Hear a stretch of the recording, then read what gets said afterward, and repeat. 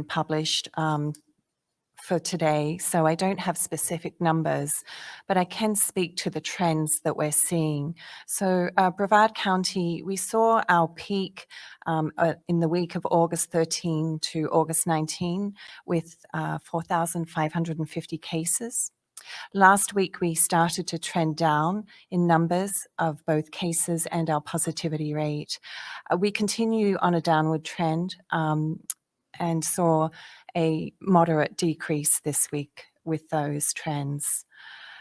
With our hospitals, we are seeing some decrease in hospital occupancy. The majority of those hospitalized are those who are unvaccinated. And again, these trends are following our numbers. Our vaccination rates, we were at 64% of those 12 and over last week, and we have seen a slight increase this week, but there is actually a decrease in those receiving the first dose of vaccines. So, it's of note that the vaccine is effective, particularly in preventing severe illness, hospitalization, and death from COVID. So it's important that people continue to get vaccinated. Our death rates also mirror the increase and then the decrease in our case numbers. So Brevard County, we report our deaths to the state, and the state will report those to the CDC on the website. I believe we have the link for that. Yeah, he's got it. Okay. So these reports do lag in actual time because we receive the information from multiple sources, the most timely being the hospitals, but there are other sources for which the deaths are noted.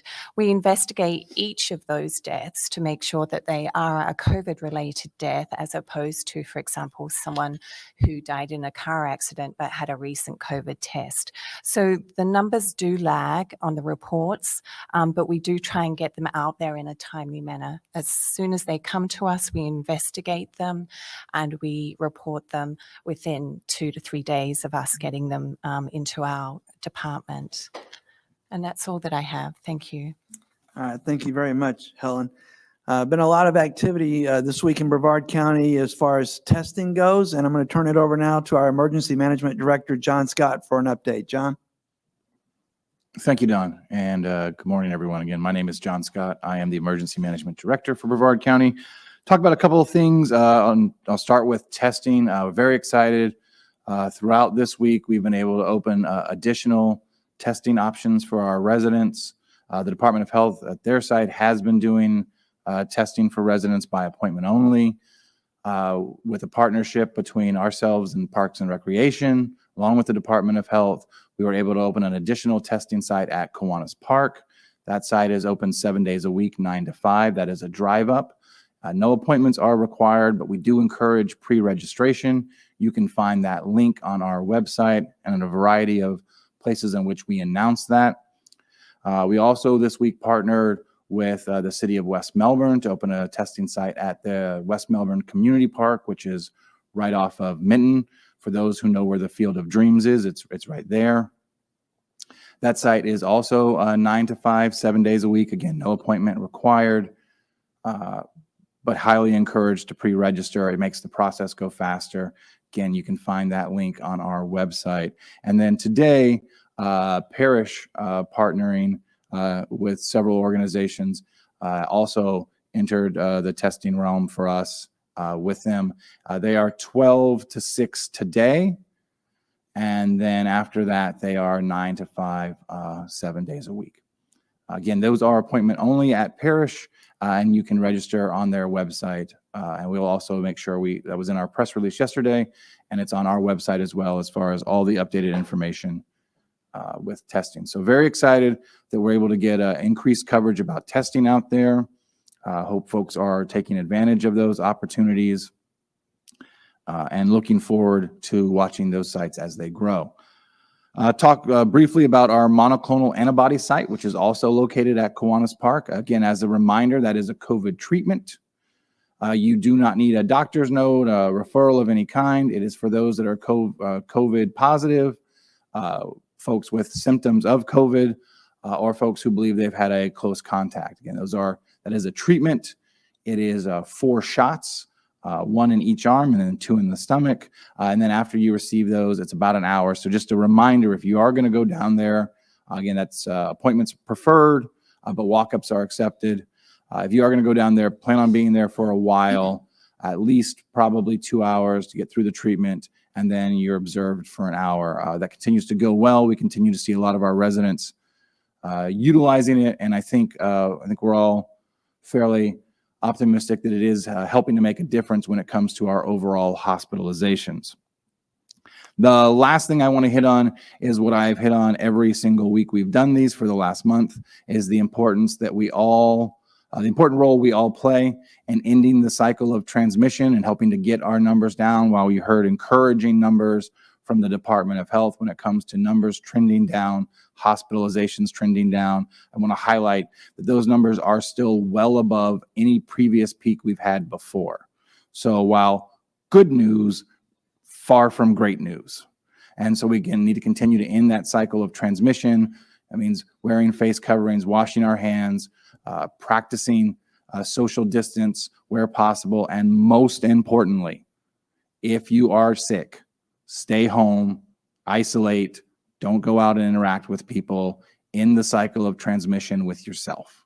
So we can all do that as a community. That's something we should all be doing, and that is probably the single largest thing we can do outside of getting vaccinated to help control those numbers. So please, please, please help us in the cycle of transmission. Don? And John, just to clarify, and please correct me if I'm wrong, Parish Medical Center starts testing at noon today for COVID-19, but after today, it doesn't move to the 7-day a week until Monday, starting Monday through Sunday? I believe you're correct, yes. Okay, all right, thank you. All right, and now we have Catherine Allen to provide us an update from Brevard Public Schools. Catherine? Thanks, Don. Again, my name is Catherine Allen, Senior Coordinator with Brevard Public Schools District of Communication Office. As Helen mentioned, the community is seeing a bit of a downward trend. We're pleased to report that our numbers are also starting to trend down in both cases and quarantines, though, to John's point, they're still much higher than we saw last year. So this is the time to just stay vigilant and keep practicing social distancing wherever possible, good hand hygiene. And obviously our schools are instituting a mask mandate. And we just want to make sure that we say a special thank you to the faculty and the students and the families that are making that possible. We know it wasn't a popular decision. We know that there's a lot of opinions, but we need to do whatever we can to slow the spread and keep our kids in school where they're learning. We want to encourage people that are looking for testing sites for either BPS staff members or students to check our website, brevardschools.org. And we have all of that information, both date-specific testing locations that are drive-through, but also regular testing sites for the county. And we'll continue to post when there are new testing sites that we're made aware of. So we're all working together as county, departments, working together to make sure that people have that information. And just as a last reminder, if your child is on day 5 or later of their quarantine and they have had no symptoms, they are able to go get tested, provide that negative test result to their school, and return to the classroom. That's all. Okay, and I just wanted to say from a communications standpoint that about 18 months ago, and in fact on March 16th of 2020, I wrote a press release about the first confirmed case of COVID-19 in Brevard County. And as was spoken here today, we're at over 72,000 currently. And also on April 7th, I put out a press release that we had 2 confirmed deaths from COVID-19 that it had occurred one after the other in a 2-day stretch. And now we're at over 1,300. So we cannot stress the importance enough to, not let your guard down, stay vigilant, and get the vaccine if you can. So we will turn it over now to Jesse Ray to pose some questions that we've received from our audience. Jesse? Awesome. Thanks, Don. Okay, so this question is for all of the panelists, really, anyone who wants to take a stab at this. What is the reaction of the panelists to President Biden's plan to require businesses with 100 or more employees to either have their employees vaccinated or tested every week for COVID-19? The plan would affect county government and the school district, for example? Anybody? I'll take it. And I think I speak for all the panelists when I say it's fairly simple for us. We follow the law, we follow the science, and we follow our board. Yeah. Oh, awesome. Our board Jesse. being the Brevard County Board of County Commissioners. Right. And Jesse, I will just add to that. We cannot emphasize enough the importance of vaccinations. Vaccinations, as we've heard over and over and over, is going to get us out of this.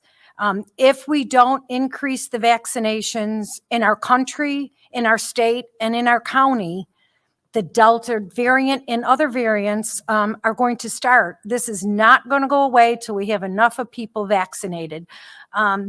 It's unfortunate that we have to have rulings come out on this or that, because it really is as simple as people need to get vaccinated.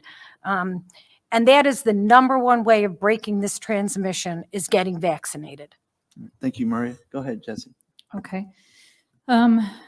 Are the hospitals counting vaccinated and unvaccinated deaths? Like people who are vaccinated and unvaccinated, are they counting both in our death count? Yes. Sorry.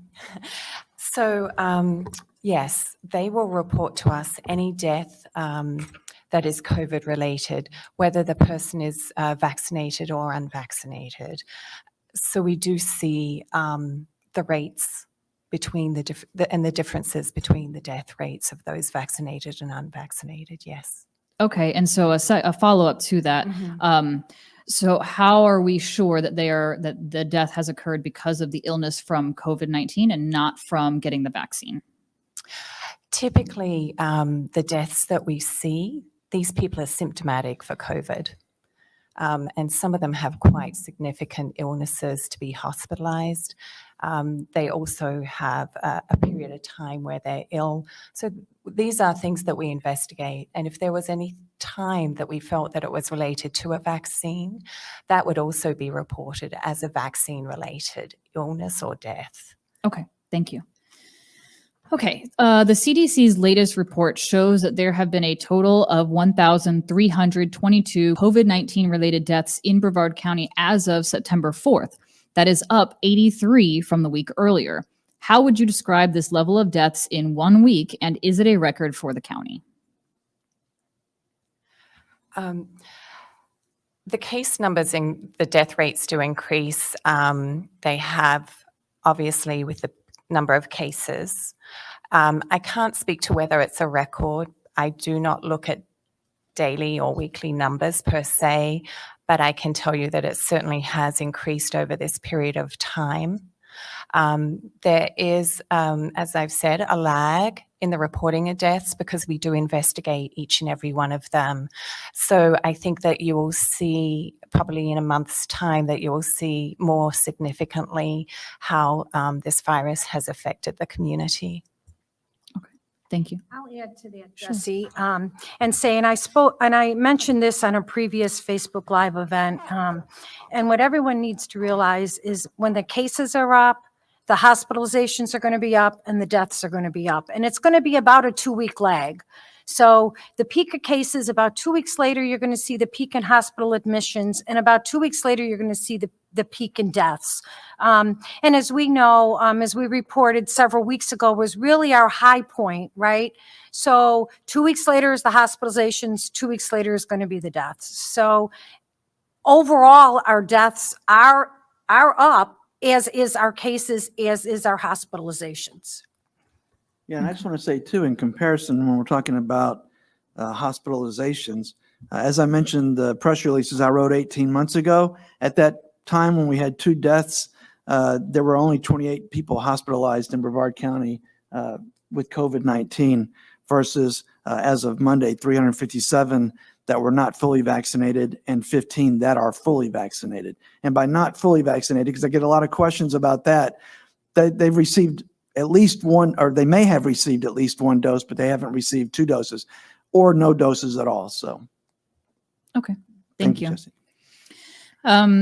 What are the vaccination rates for children under 18 in Brevard County? The vaccination rates for 12 to 19, because that's how it's reported out, not 18, but 19, but 12 to 19 is 45%, which we really do have a long way to go there. Yeah, that seems a little low. Yes.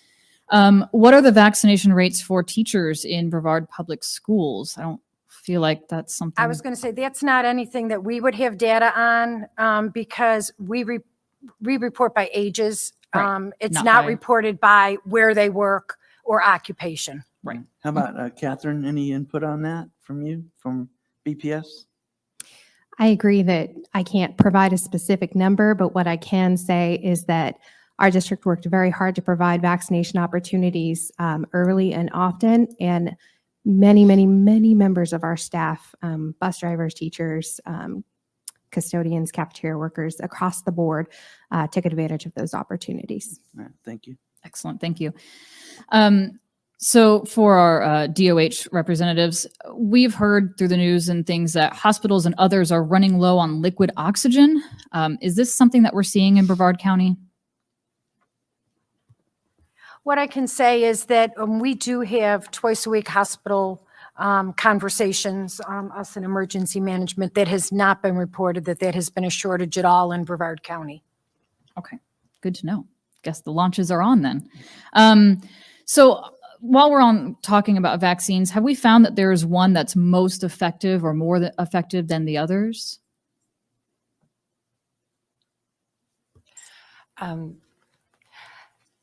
With the vaccines, it basically, they're all good vaccines. The data coming out is showing, it depends which report that you look at as to the efficacy of each of them, and also their efficacy against the different variants as well. So there are many reports and there are many different opinions of that. That's not really the important thing, though. The important thing is that you get vaccinated, and what you want to do is don't give up the chance to be vaccinated because you don't think that's the right vaccine for you. Missed opportunities often lead to people getting the illness and being very sick. So whatever is available is the one that's right for you. Okay. And you mentioned variants. Some of us have heard of the Mu variant that's coming out. Did you want to speak on that, or John at all? Speak on. Okay. I can speak a little bit to it, and probably only as much as everyone else has read. There's not a lot of information out there about the Mu. The one thing to know is there was some discussion that the vaccines may not be as effective against this variant. But it's important to note that the variants themselves can often kind of compete against each other in a population. So just for example, the dominant variant right now is Delta, and prior to that it was the UK variant. So we saw that the Delta variant basically took over and was more virulent and forced the other variant out. We don't know yet at this point in time, and I've not seen the data to see how virulent the Mu variant is, and whether we would see that come into our society and kind of push the Delta variant out.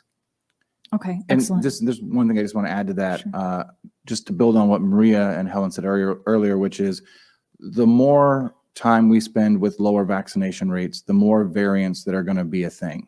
So it's Mu now, it can be another thing after that. What we can control in this conversation and what we can control from a community perspective is we increase our vaccination rates.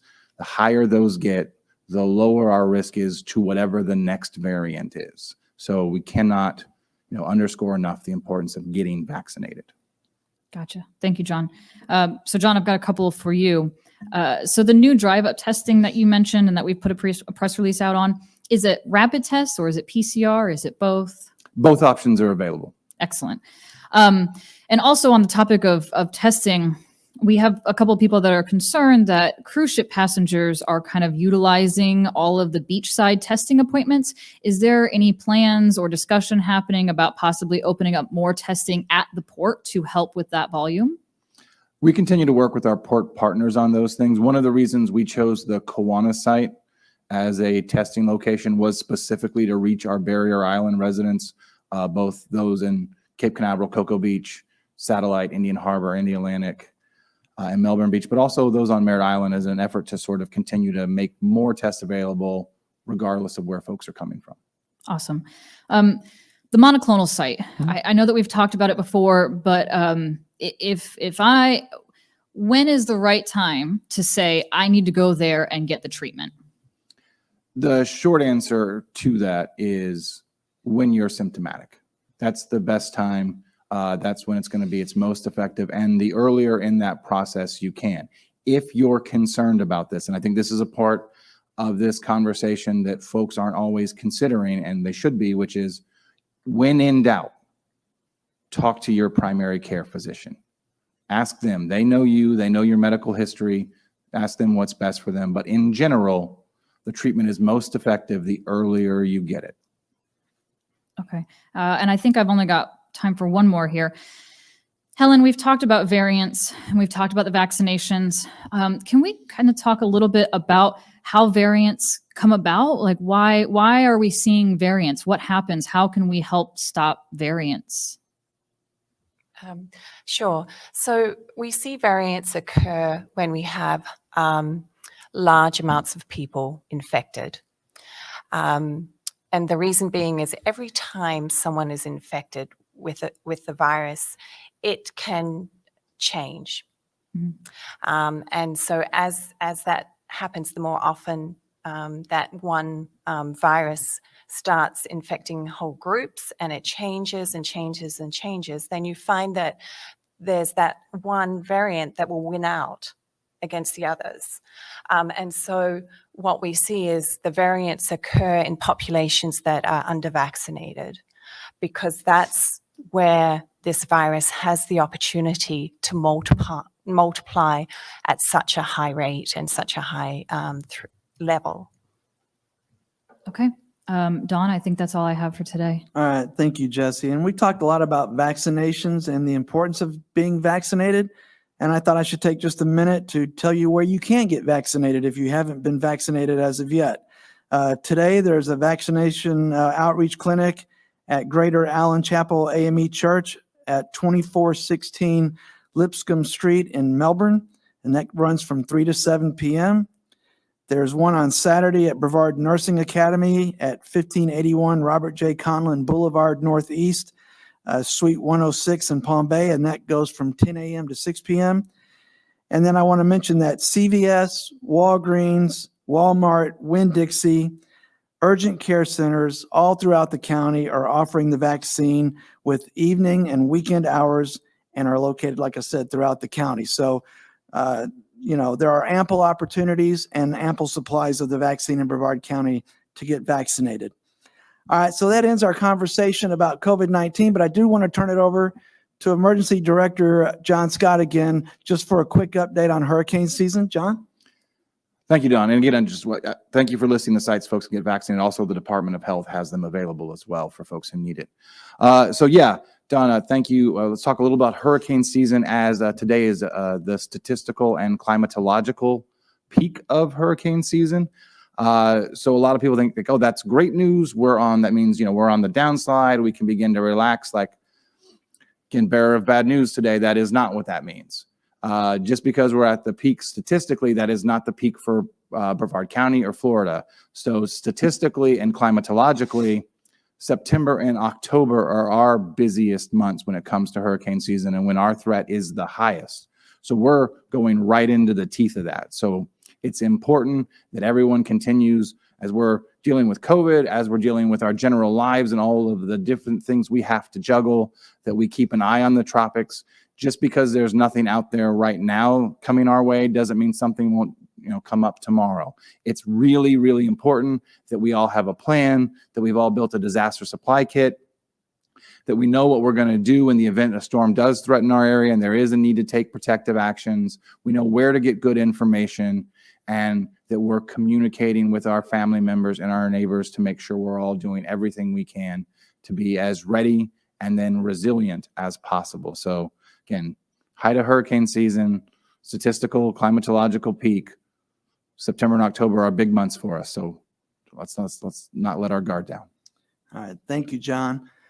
This weekend is an anniversary of an event in our nation's history that we don't want to let go by without acknowledging. And to wrap up our program today, I'm going to turn it over to Public Safety Director Matt Wallace. Matt? Thank you, Don. And we would be remiss if we did not talk about the importance, like Don said, of what tomorrow's date is in our nation's history. If you're my age or a little bit older, you'll know exactly where you were 20 years ago tomorrow about what happened and what went down. For me, as many of y'all know, I'm a retired military person that before I took this job, 20 years ago, I was Captain Wallace sitting at MacDill Air Force Base in a CENTCOM commander's staff briefing with General Bubba Franks sitting at the head of the table when the first plane hit, and then the second plane hit, and then the Pentagon got hit. And that day fundamentally changed the lives of the entire nation.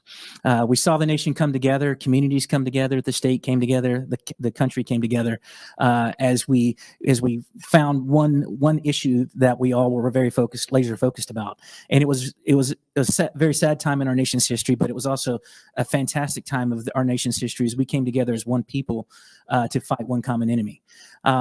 As my career continued, that gave me multiple opportunities to see the world from Asia to Europe to the Middle East multiple times.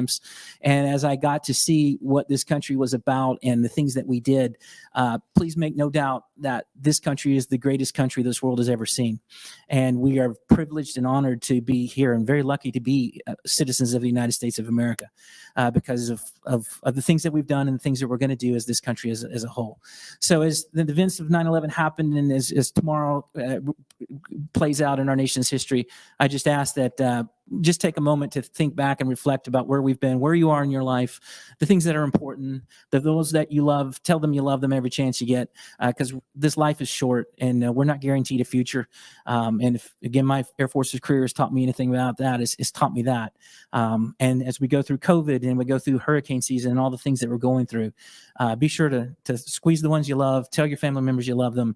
And again, just tomorrow, take a moment of time and think about the things that have happened in your lives. I appreciate y'all always tuning into these. These are great information sessions as we as a county government are here to serve you and get the correct information out and put policies and procedures in place to make sure that we protect you. My job as the public safety director is just that, public safety. So please be safe. Please be safe this weekend. Please be safe in everything you do. Make great informed decisions for you and your family. And we look forward to seeing you again next week. So thank you, Don. Thanks, Matt. That concludes our program.